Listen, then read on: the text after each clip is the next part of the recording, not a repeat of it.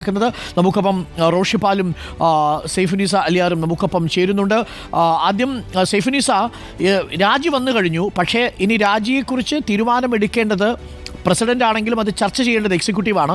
എപ്പോഴേക്കായിരിക്കും executive ഉണ്ടാവുക? ചൊവ്വാഴ്ചയെന്നറിയാൻ സാധിക്കുന്നു. അങ്ങനെയാണെങ്കിൽ എക്സിക്യൂട്ടീവിന് ശേഷം വീണ്ടും ഒരു ബ്രീഫിംഗ് ഉണ്ടാവും. ആ എക്സിക്യൂട്ടീവിൽ ജനറൽ സെക്രട്ടറി പങ്കെടുക്കുമല്ലോ. തീർച്ചയായും രാജി സ്വീകരിക്കുക എന്നുള്ളൊരു നടപടിക്രമം കൂടിയുണ്ട്. രാജി ഇപ്പോൾ പ്രസിഡന്റ് മോഹൻലാലിന് നൽകിയിരിക്കുകയാണ്, ജനറൽ സെക്രട്ടറി സിദ്ദീഖ്. ഈ രാജി എക്സിക്യൂട്ടീവിൽ ചർച്ച ചെയ്ത് അത് സ്വീകരിക്കണം. അതുകൂടാതെ തന്നെ താൽക്കാലിക ജനറൽ സെക്രട്ടറി എങ്കിലും തീരുമാനിക്കുകയും വേണം. ഈ ഒരു ഇലക്ഷൻ നടന്ന് അതിലേക്ക് പുതിയ ജനറൽ സെക്രട്ടറി വരികയോ അതല്ലെങ്കിൽ ഈ എക്സിക്യൂട്ടീവിൽ നിന്ന് ഒരാളെ ജനറൽ സെക്രട്ടറിയായി താൽക്കാലികമായി തെരഞ്ഞെടുക്കുകയോ ചെയ്യണം. ആ നടപടിക്രമങ്ങൾ ഉള്ളതുകൊണ്ട് തന്നെ അടിയന്തര എക്സിക്യൂട്ടീവ് യോഗം അടുത്ത ദിവസം തന്നെ ചേരുമെന്നാണ് അറിയാൻ സാധിക്കുന്നത്. ഈ AMMയുടെ പല ഭാരവാഹികളും പല സ്ഥലങ്ങളിലാണുള്ളത്. ജഗദീഷ് തിരുവനന്തപുരത്താണുള്ളത്, ചേർത്തലയിലാണ് ജയൻ ചേർത്തലയുള്ളത്.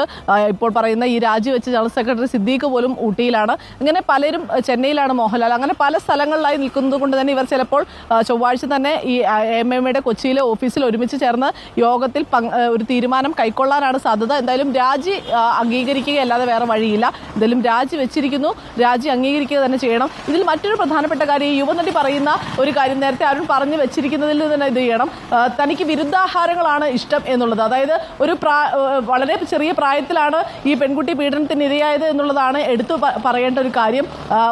സിദ്ദീഖിന്റെ പ്രായം നമുക്കറിയാം, അധികം നാളായിട്ടില്ല ഈ പീഡന സംഭവങ്ങൾ ഉണ്ടായിട്ട്. അങ്ങനെയാണെങ്കിൽ അത്തരത്തിൽ ഒരു അന്വേഷണം തന്നെ നടത്തേണ്ടതുണ്ട് എന്നാണ് സിദ്ദീഖിന്റെ ആ ഒരു പ്രയോഗത്തിൽ നിന്ന് തന്നെ മറ്റു പല കാര്യങ്ങളും നമുക്ക് വായിച്ചെടുക്കേണ്ടതുണ്ട് എന്നുള്ളതാണ്. തനിക്ക് വിരുദ്ധാഹാരങ്ങളാണ് തനിക്ക് ഇഷ്ടം എന്ന് പറയുന്നതിൽ നിന്ന് മറ്റു പലതും വായിച്ചെടുക്കേണ്ടതുണ്ട്.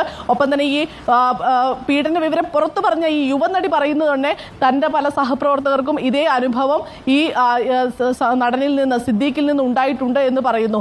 അങ്ങനെയെങ്കിൽ അത്തരം കാര്യങ്ങളിലെല്ലാം തന്നെ അന്വേഷണം വേണം. ഈ സിദ്ദീഖ് പറഞ്ഞതുപോലെ തന്നെ ഇത് ക്രിമിനൽ നടപടിയാണ്, ക്രിമിനൽ കേസ് എടുത്ത് തന്നെ അന്വേഷണം വേണം എന്നുള്ളതാണ്.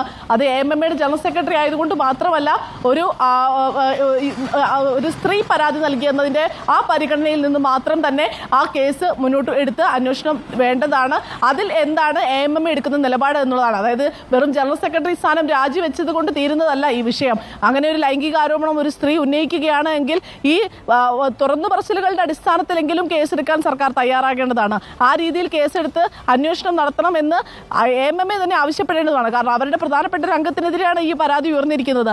അങ്ങനെ പരാതി ഉയർന്നിരിക്കുന്ന സാഹചര്യത്തിൽ അത് കൃത്യമായൊരു തീരുമാനമോ അല്ലെങ്കിൽ കൃത്യമായ ഒരു വിശദീകരണവും നൽകാൻ സിദ്ദീഖിന് സാധിക്കുന്നില്ല എന്നുള്ളതാണ്. നേരത്തെ നമ്മൾ അരുൺകുമാർ ചോദിക്കുമ്പോൾ പോലും സിദ്ദീഖ് ഇത് നിഷേധിക്കുന്നില്ല. അതല്ലെങ്കിൽ ഈ ആരോപണങ്ങൾ അടിസ്ഥാനരഹിതമാണ്, അത് ഞാൻ പിന്നീട് തെളിയിച്ചോളാം, നിയമത്തിന്റെ വഴിക്ക് ഞാൻ പോയിക്കോളാം എന്ന് പോലും സിദ്ദീഖിന് പറയാൻ സാധിക്കുന്നില്ല എന്നുള്ളതാണ് പ്രധാനപ്പെട്ട കാര്യം. എന്തുകൊണ്ടത് സാധിക്കുന്നില്ല എന്നുള്ളതാണ്. അപ്പോൾ ഈ വിഷയങ്ങളിലോട് സിദ്ദീഖ് പാലിക്കുന്ന മൗനം എന്താണ് അർത്ഥമാക്കുന്നത് എന്ന് കൂടി നമ്മൾ വായിച്ചെടുക്കേണ്ടതുണ്ട്. എന്തായാലും AMMയുടെ എക്സിക്യൂട്ടീവ് യോഗം ഈ രാജി അംഗീകരിക്കുക തന്നെ ചെയ്യും. രാജി വെച്ചിരിക്കുന്നു, മോഹൻലാലിന്റെ കയ്യിൽ രാജിക്കത്ത് ലഭിച്ചിരിക്കുന്നു. ഇത് എക്സിക്യൂട്ടീവിൽ ചർച്ച ചെയ്യും. എക്സിക്യൂട്ടീവിൽ സ്ത്രീകളുണ്ട്, 4 സ്ത്രീകൾ, വനിതാ സംവരണമുള്ള ഒരു സംഘടനയാണ് AMM.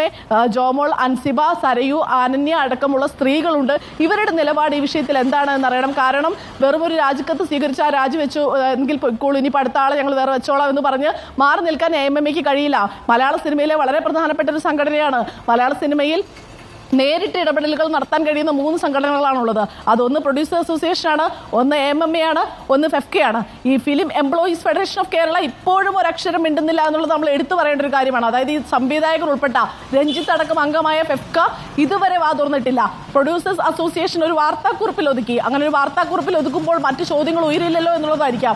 അങ്ങനെ ഒരു വാർത്താക്കുറിപ്പിൽ ഒതുങ്ങേണ്ട വിഷയമല്ല ഹേമ കമ്മിറ്റി റിപ്പോർട്ടും അതിന് പിന്നാലെ നടന്ന ഈ ആരോപണവും. കാരണം ഇതിന്റെ എല്ലാം പൂർണ്ണ ഉത്തരവാദിത്തം മുൻപിൽ നിൽക്കുന്നത് പ്രൊഡ്യൂസർ അസോസിയേഷനാണ്. കാരണം അദ്ദേഹത്തിന്റെ ഒരു നിർമ്മാതാവിന്റെ ചുറ്റിലുമാണ് ഈ സംവിധാനങ്ങളെല്ലാം നിൽക്കേണ്ടത്. അതായത് ഒരു ലൊക്കേഷൻ ആണെങ്കിലും, ഒരു പ്രീ പ്രൊഡക്ഷൻ വർക്കാണെങ്കിലും, ഒരു പോസ്റ്റ് പ്രൊഡക്ഷൻ വർക്കാണെങ്കിലും എല്ലാം നടക്കേണ്ടത് ഈ ആളുടെ ഉത്തരവാദിത്തത്തിലാണ്, ഈ ആളുടെ സംരക്ഷണയിലാണ്.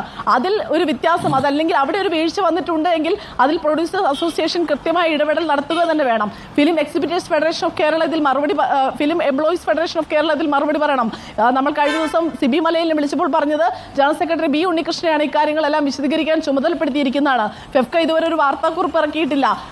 ഈ പ്രധാനപ്പെട്ട ഭാരവാഹികളോട് സംസാരിച്ചാൽ അവരായിരിക്കും പ്രതികരണം നടത്തുക എന്ന് പറയുന്നു. ഭാരവാഹികളോട് സംസാരിച്ചപ്പോൾ അവർ പറയുന്നത് ഞങ്ങൾ ഇതിന് ജനറൽ സെക്രട്ടറി ബി ഉണ്ണികൃഷ്ണനെയാണ് ചുമതലപ്പെടുത്തിയിരിക്കുന്നത്. ഏത് വിഷയമാണെങ്കിലും ഫെഫ്കയുടെ തീരുമാനങ്ങളെല്ലാം ജനറൽ സെക്രട്ടറി വഴി മുന്നോട്ട് പോയാൽ മതി എന്നുള്ളതാണ്.